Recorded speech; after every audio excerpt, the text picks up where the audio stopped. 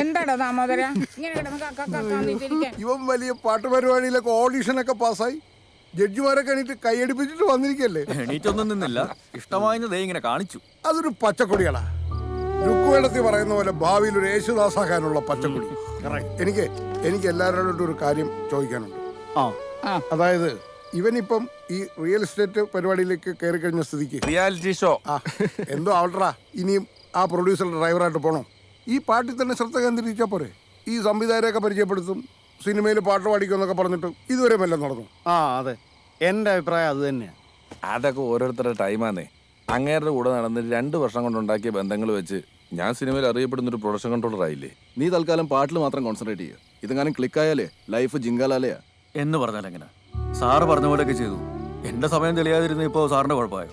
എടുപിടിന്ന് അവിടെ നിന്നിട്ട് പോരാൻ പറ്റിയല്ലോ, അത് ശരിയല്ല. പിന്നെ ഞാനൊരു ഓഡീഷൻ പാസ്സായതോളൂ, അല്ലാതെ സിനിമാ പാട്ടുകാരനൊന്നും ആയിട്ടില്ല. എന്തെങ്കിലും ഒന്ന് ആവുന്നിടം വരെ നീ ആ ജോലി കളയരുതെന്നാണ് എന്റെ അഭിപ്രായം. ഒരു ജോലി ഉള്ളത് നല്ലതേട്ടാ. ഞാനൊരു അഭിപ്രായം ചോദിച്ചതേ ഉള്ളൂ. അങ്ങനെയെങ്കിൽ അങ്ങനെ. അതാ best. 5, 6, 7 and You gotta show it up later. 5, 6, 7 and Gotta see you later. My baby, check me out now. അതെ, നമ്മൾ അങ്ങോട്ട് ഇത്ര മസിൽ പിടിക്കേണ്ട ഒരു കാര്യമില്ല. സിമ്പിൾ സ്റ്റെപ്പ് അല്ലേ, അതിന് ഇത്ര ബലം പിടിക്കേണ്ട ആവശ്യം എന്താ? അതല്ലേ, ബലം പിടിക്കാൻ മതിയല്ലോ. മതി മതി. എന്താ വെച്ചിരിക്കുന്നത്? പൊട്ട സ്റ്റെപ്പ്. തനിങ്ങോട്ട് വന്ന് എന്താ കൃപേഷ്? അല്ല സാറേ, ഷർട്ട് തുന്നാൻ അറിയോ? ഇല്ല. പൊറോട്ട അടിക്കാൻ അറിയോ? ബീഫ് കറി ഉണ്ടാക്കാൻ അറിയോ? അറിയില്ല. ഇതെല്ലാം ഞാൻ വൃത്തിയായിട്ടേ. തനിക്കറിയാവുന്ന കാര്യം എനിക്കറിഞ്ഞൂടാ, എനിക്കറിയാവുന്ന കാര്യം തനിക്കറിഞ്ഞൂടാ. ഇപ്പൊ മനസ്സിലായി സാർ. അപ്പൊ ഇനി ഇവിടെ കിടന്ന് ഓവർ സ്മാർട്ട് ആയി കഴിഞ്ഞു കഴിഞ്ഞാൽ സ്റ്റാർസിനെ റെസ്പെക്ട് ചെയ്യുന്ന നല്ല കോറിയോഗ്രാഫേഴ്സിനെ ഞാൻ കൊണ്ടുവരും. തന്നെ ഗെറ്റ് ഔട്ട് അടിക്കും. വേണ്ട സാർ. സാറിന്റെ ഇഷ്ടം പോലെ കളിച്ചു. പ്രകാശ് സാർ, ഞാനിപ്പോ വരാം. ഈസി ആയിട്ടുള്ള കുറച്ച് സ്റ്റെപ്സ് സെറ്റ് ചെയ്ത് വെക്കുക. അങ്ങനെ ആയിക്കോട്ടെ സാർ. ശീലമായി പോയി സാർ. ഓ, സ്ക്രിപ്റ്റ് ആയിട്ട് വന്നായിരിക്കും അല്ലേ? യെസ്, ഡീറ്റെയിൽഡ് ആയിട്ടുണ്ട്. സാർ, ഞാൻ ഒരു കാര്യം പറയുന്നത് കൊണ്ടിട്ട് അഹങ്കാരോടൊന്നും വിചാരിക്കരുത്. എന്താ? ഞാൻ ആകെ 6 പടം ചെയ്തിട്ടുള്ളൂ. അതിൽ 4 പടങ്ങൾ 100 ഡേയ്സ് ഓടിയ പടങ്ങളാണ്. ഇപ്പോൾ 2 പടം തിയേറ്ററിലുണ്ട്, ഗംഭീരമായിട്ട് ഓടുന്നുണ്ട്. ദൈവസാഹചന്റെ ഒരു സിനിമയും തുടങ്ങിയിട്ട് നിന്ന് പോയിട്ടില്ല. ഞാൻ പറഞ്ഞു വരുന്ന സാറിന് എന്നെ കൊണ്ട് ഈ സിനിമ കംപ്ലീറ്റ് ചെയ്യാൻ പറ്റുമെന്നുള്ളതല്ലേ. എന്റെ ഏത് സിനിമയാണ് വഴി കിടന്നിട്ടുള്ളതെന്നും അന്വേഷിച്ചു നോക്കും. അല്ല സാർ, ഞാൻ കൃപേശനെ തർക്കിച്ച് പറഞ്ഞല്ല. ബട്ട് ബിലീവ് മീ, എൻ്റെ കുറെ NRI ഫ്രണ്ട്സ് ഫണ്ട് ഇൻവെസ്റ്റ് ചെയ്യും. ഇതെപ്പോൾ ചെയ്യാമെന്ന് പറ, അത്രേ ഉള്ളൂ. Fund ready. സാർ, ഒരു കാര്യം ചോദിച്ചോട്ടെ?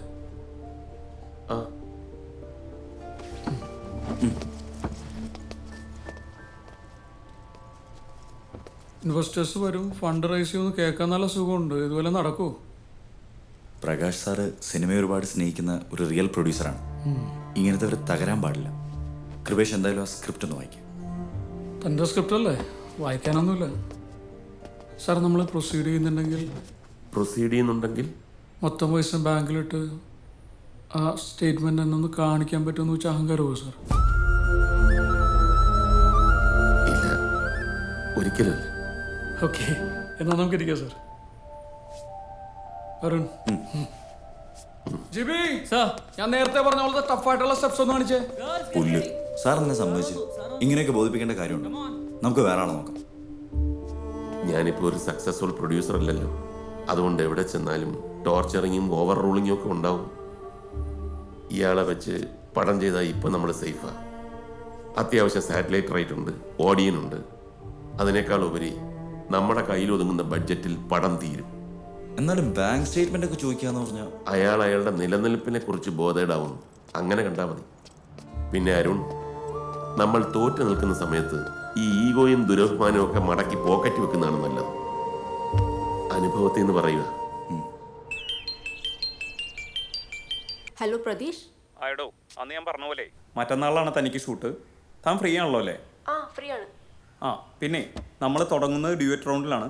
ആ കൃഷ്ണനോണി ഇല്ലേ, പുള്ളിയാണ് തൻ്റെ ഒപ്പം ഡ്യൂറ്റ് പാടുന്നത്. പിന്നെ സിനിമാ പാട്ടല്ല, ഇപ്രാവശ്യം പുതിയ വരികൾ 2 പേരും കൂടി കമ്പോസ് ചെയ്തോണം പാടാൻ, കേട്ടാ? അയ്യോ, ട്യൂൺ കമ്പോസ് ചെയ്യാനൊന്നും എനിക്ക്. നിങ്ങളൊരു കാര്യം ചെയ്യും, 2 പേരും കൂടി ഫോണിലൊന്ന് പ്ലാൻ ചെയ്താൽ മതി. ഞാനിപ്പോൾ തന്നെ വരികൾ അയച്ചു തരാം, ടെൻഷൻ അടിക്കണ്ട. ഓക്കെ ഓക്കെ, ശരി എന്നാൽ.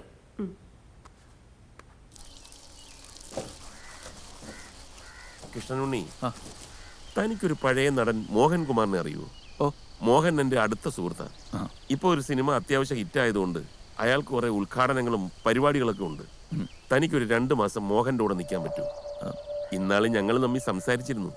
പക്ഷെ ഇന്നിപ്പം എന്നോട് ഇങ്ങോട്ട് വിളിച്ച് ചോദിച്ചിരിക്കുക. ഈശ്വരൻ അനുഗ്രഹിച്ച ഒരു പ്രോജക്റ്റ് എനിക്ക് പെട്ടെന്ന് തന്നെ ഓണാവും. അല്ല, അപ്പം ഇങ്ങോട്ട് തിരികെ പോരുകയും ചെയ്യാം. സാറേ, സിനിമയിലൊരു പാട്ട് കിട്ടാൻ ഒരുപാട് നടന്നിട്ടുണ്ട്. അതിനുവേണ്ടി സാറിൻ്റെ കൂടെ കൂടിയത്.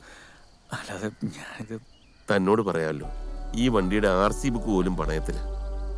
1-2 മാസമായിട്ട് തൻ്റെ ശമ്പളം പോലും മുഴുവനായിട്ട് തന്നിട്ടുമില്ല. അയ്യോ സാറേ, ഞാനതൊന്നും. ഞാൻ പറയട്ടെ, പ്രോജക്റ്റ് നടക്കും. അതിൽ കൃഷ്ണനുണ്ണിക്കൊരു പാട്ടുണ്ട്, പാട്ടുകളുണ്ട്. അതെന്റെ വാക്കാ. തൽക്കാലം ഇപ്പൊ ഞാൻ പറയുന്നത് പോലെ ചെയ്യും. ഓരോ മാറ്റവും ഓരോ അവസരങ്ങളാണ് കൃഷ്ണൻ.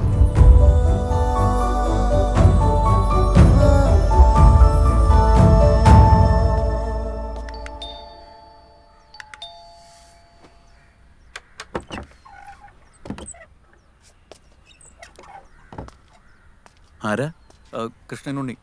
പ്രകാശ് സാറ് പറഞ്ഞിട്ട് ഡ്രൈവിങ്ങിന്. അതിന് നാട്ടുകാരൊക്കെ കൂട്ടി വന്നിരിക്കുന്ന എന്താ? അയ്യോ, ഇവരെൻ്റെ കൂടെ വന്നതല്ല. ഞങ്ങള് നായർ സർവീസ് സൊസൈറ്റിയിൽ നിന്ന് വരിക. സാറിനൊന്ന് കാണാൻ വേണ്ടി വന്നതാ. ഇന്നലെ വിളിച്ചിരുന്നല്ലോ അല്ലേ? നിങ്ങൾ കയറിയിരിക്കും. ഉണ്ണികൃഷ്ണ. കൃഷ്ണനുണ്ണി. അതെ, കൃഷ്ണനുണ്ണി. നമുക്ക് ഇവരിറങ്ങിയിട്ട് സംസാരിക്കാം കേട്ടോ. ഓ ശരി. കാറ് ലെഫ്റ്റ് ഹാൻഡ് ഡ്രൈവ് ആണ്. ഒന്ന് ടച്ച് പിടിച്ച് നോക്കിക്കോ. ഞാൻ താക്കോൽ ഇപ്പൊ കൊടുത്തുവിടാം. ആയിക്കോട്ടെ. കുമാരിയമ്മേ, ആ താക്കോൽ എടുത്ത് കൊടുക്ക്.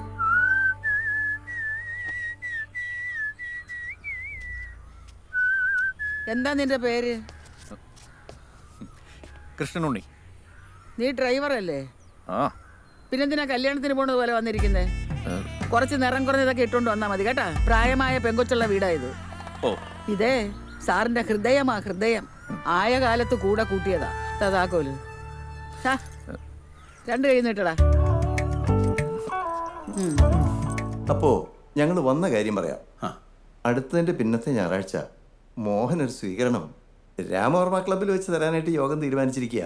അത് വേണോ? അത് വേണം.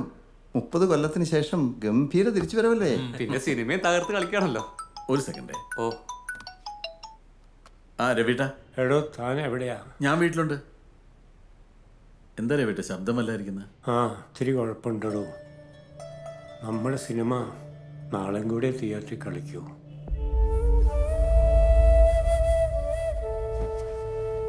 മറ്റന്നാൾ ക്രിസ്മസ് പടങ്ങൾ വരുമ്പോൾ കളിക്കാൻ തിയേറ്ററില്ല അത്രേ. എല്ലാ സെൻറ്റേഴ്സിലും അത്യാവശ്യം കളക്ഷൻ ഉണ്ട്. ഫാമിലി ഓഡിയൻസ് നന്നായി കയറി വരുന്നുണ്ടായിരുന്നു. രവിയേട്ടൻ ഡിസ്ട്രിബ്യൂട്ടേഴ്സിനോടൊന്നും സംസാരിച്ചില്ലേ? അവരിതൊരു ചെറിയ ഫില്ലർ പടമായിട്ട് മാത്രമേ കണ്ടിട്ടുള്ളൂ അത്രേ. അതുകൊണ്ട് 2 ആഴ്ചയ്ക്ക് തിയേറ്റർ ബുക്ക് ചെയ്തിട്ടുണ്ടായിരുന്നുള്ളൂ. ഇപ്പോഴും നല്ല കളക്ഷൻ ഉണ്ടല്ലോ രവിയേട്ട.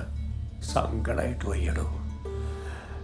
ഞാൻ പിന്നെ വിളിക്കാം. പറ്റിയാൽ നമുക്ക് നാളെ വൈകിട്ട് കാണാം. അടുത്ത ഞായറാഴ്ച നമ്മൾ പല തിയേറ്ററുകളിലായിട്ട് 1200 ടിക്കറ്റുകൾ ബുക്ക് ചെയ്യുന്നുണ്ട്. ഇതുവരെ കാണാത്ത അംഗങ്ങൾ താല്പര്യമുള്ളവർ കണ്ടോട്ടെ. മോഹൻ എന്താ വല്ലാതിരിക്കുന്നത്? ടിക്കറ്റ് എല്ലാം ഞങ്ങൾ പേ ചെയ്തിട്ടോളാം.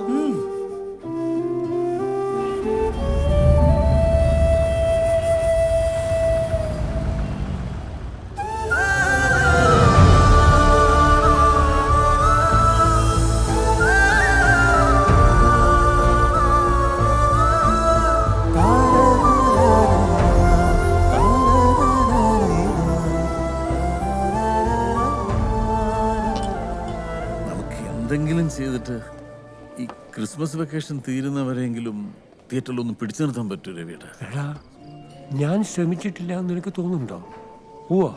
അതല്ല, തിയേറ്റേഴ്സ് എല്ലാം ഓവർ ബുക്ക്ഡ് ആണ്. അതെങ്ങനെയാ? ഒരു വർഷം 160-ൽ പരം സിനിമകളല്ലേ ഇറങ്ങുന്നത്.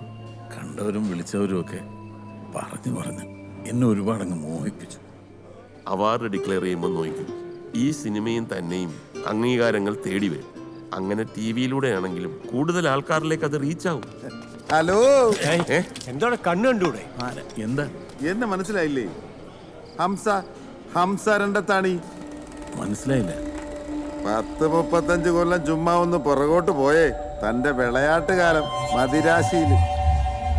നമ്മുടെ അനിയച്ചാര് ചെയ്യണ കണ്ടൊരു സിനിമ സംവിധാനം ചെയ്യണമെന്നൊരു പൂതി തോന്നി. അങ്ങനെ ആലപ്പി ഷെരീഫിന്റെ നല്ല ഒന്നാം തരം കഥയും കൊണ്ട് തൻ്റെ അടുക്കൽ വന്നിട്ടുണ്ട്. ഇപ്പൊ ഓർമ്മയുണ്ടോ? എന്തൊരു ചാടയായിരുന്നു, തമിഴ് ഹിന്ദി എന്നൊക്കെ പറഞ്ഞു. എന്നിട്ടിപ്പോ എന്തായി? ഞാനേ കഴിഞ്ഞ ദിവസം കാറേ പോകുമ്പോ പോസ്റ്ററിൽ തൻ്റെ തല എന്താണെന്ന് കണ്ടു കളയാമെന്ന് പറഞ്ഞ് പടം കാണാൻ പോയി. എന്നാ കൊണാപ്പ് പടവാടോ, പൊലിഞ്ഞ കഥയും നാടകക്കാരൻ തോറ്റുപോണ അഭിനയവും. തനിക്ക് കണ്ടിട്ടൊന്നും തോന്നിയില്ലേ? അറിയാൻ മേലാഞ്ഞിട്ട് ചോദിക്കുക, സിനിമ മാറിപ്പോയെന്നും താൻ അറിഞ്ഞില്ലേ? തന്റെയൊക്കെ കാലം കഴിഞ്ഞടോ. വേണ്ട വേണ്ട